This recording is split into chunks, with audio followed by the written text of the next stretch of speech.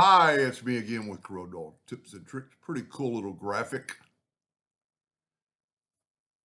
And all you have to do is take the ellipse tool and draw a oval. Let's go ahead and put it in the center of the page, which really doesn't matter in this case. And then I'm going to Control D and make a duplicate while holding down the control button. The control button does not allow me to get off. Well, unless you go pretty far, but you can move it around a little bit. Then all you have to do is take a 2-point line and go from the quadrant to the quadrant. That's going to be the very outside tip of the item. Take this and just delete those two lines. I'm going to go ahead and group these together, which really doesn't matter in this case. Then we're going to take the Smart Fill tool. I'm going to use different colors this time. I'm going to use this blue and blue. Then I'm going to take that one right there. I'm going to go to Interactive Fill tool, swipe across it. You know what? I'm going to put black. I was going to put a blue, but I'm going to put a black. Yeah, that might look pretty cool. Now I'm going to take this one and I'm going to swipe across it. And I'm going to put black on both ends.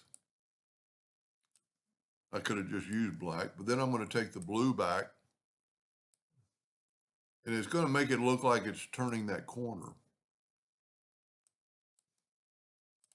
Now I'm going to select it all. I'm going to right click, no outline.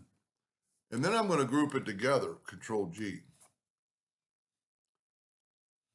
It's not as good as the orange one, I don't think, but I'm going to hit the plus key and just move it down, holding down the control button. And you probably want, well, I didn't get it.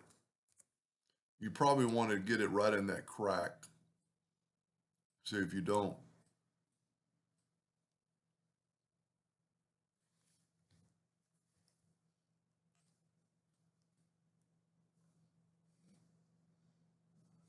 For some reason, oh, I should have gone up. So go up. There you go. And then it'll be in the right order. Now I'm going to Control D again. And I didn't know how far I moved it. So I can just Control D, Control D. Then if I want to space out a little bit more, I'm just going to lift this one. I'm going to select these 5. I'm going to go to Windows, Dockers, and Align and Distribute and pick this one right here that's from the center. And it'll line them up. Yeah, I like the orange one better. You can't really, but you could, go back and change those, and let's just change them. Let's use a different color. So I got to ungroup it, and then let's get the Interactive Fill tool. Tell you what, I'm going to do what I was going to do and use this light color. There you go. Then I'm going to swipe across here and use the light color. Well, you know what? I must have a copy of that. And there we go. So I'm going to use that light blue. And I'm going to take away that black. You can just click on that and double click and it'll take it away. Well, it won't because it's the end cap. You can take away these by doing that. So let's reverse this. Let's take away this one. And let's reverse this. And then I can change that to that light blue. But I need to make this one blue. That's a little bit confusing. That looks pretty good. And I just wonder if an outline would look good. Maybe so. So now Control G to group it. And here's just another thing. Let's Control D and move this one up.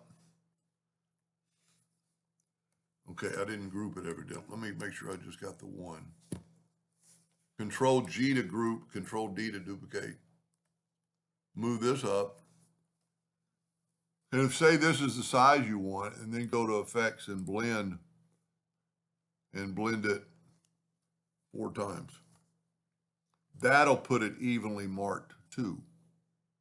And you could still change that by going to Object, break the blend apart, and then you have to ungroup these. The middle will always be grouped. And then you could raise this one up quite a bit and then go back to the distribute. And this is the one that puts the top, it just spaces it vertically, distribute in the bottom. And that's a little better. I still like the orange color.